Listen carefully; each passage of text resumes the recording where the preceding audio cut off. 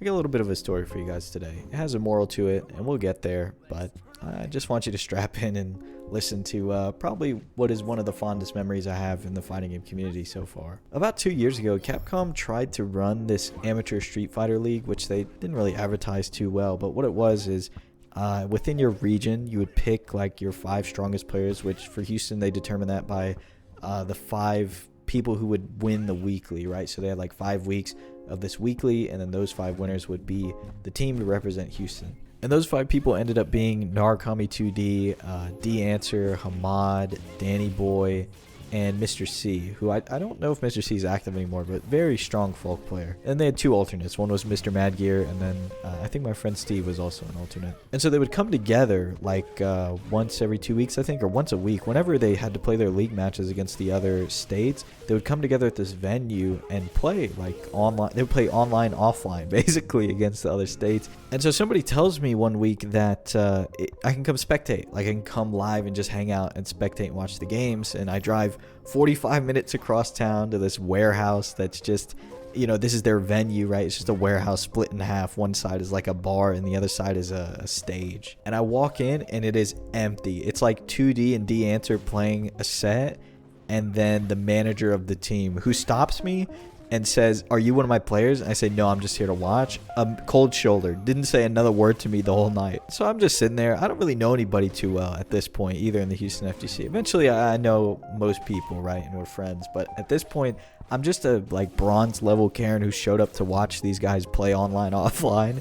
And nobody knows who I am. I'm just sitting around at this venue. And eventually they go to get started and they realize that the Wi-Fi at the venue does not allow them to connect to CFN. It's blocked. It's like a business line. It has some weird firewall.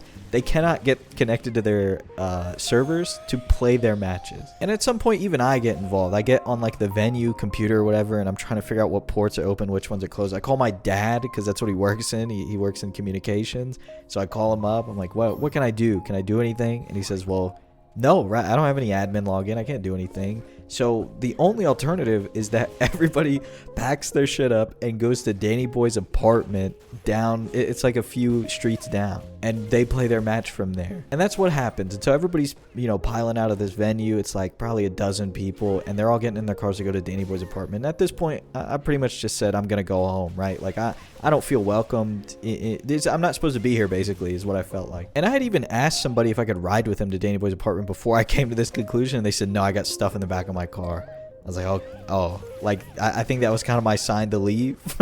But then I don't remember who, somebody asked me, are you going to Danny Boy's? Like they pulled me aside, and I was like, yeah, like I panicked. And so I end up in Danny Boy's. There's a picture of it somewhere. I don't know if I could find it.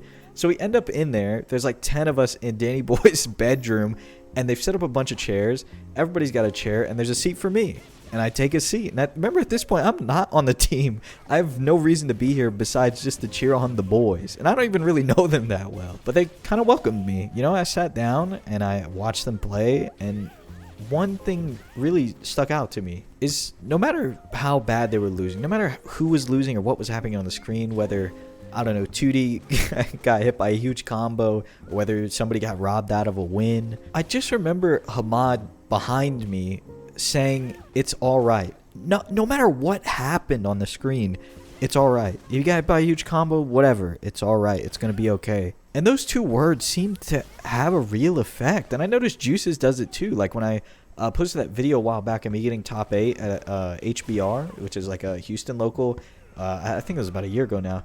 But every time something bad happens, Juices was behind me. He said it's all right. And Hamad was doing that for them. It's just the first time I'd ever heard it. Those 2 very simple words just really stuck with me. I don't know if it's because he was saying it so many times, but it just felt like hearing that from somebody else and then saying it to yourself had a real effect. You know, you kind of just fake it till you make it until you genuinely believe it's gonna be all right. Like I can keep playing the game. I haven't lost yet, or if I did lose, I have another game. And if I don't have another game, what's the worst that can happen? I lost a fucking video game. It keeps your spirits up. It keeps the people around you spirits up, and it makes you just ready for the next obstacle. It's 2 very simple things that I might have read way too far deep into, but I feel like it genuinely helped me. It's just the best thing you can tell yourself when you're losing, or when you're in a disadvantageous state, I guess, when you're in a negative state. It's just two simple words. I had to tell this roundabout story to tell you to tell yourself it's gonna be all right.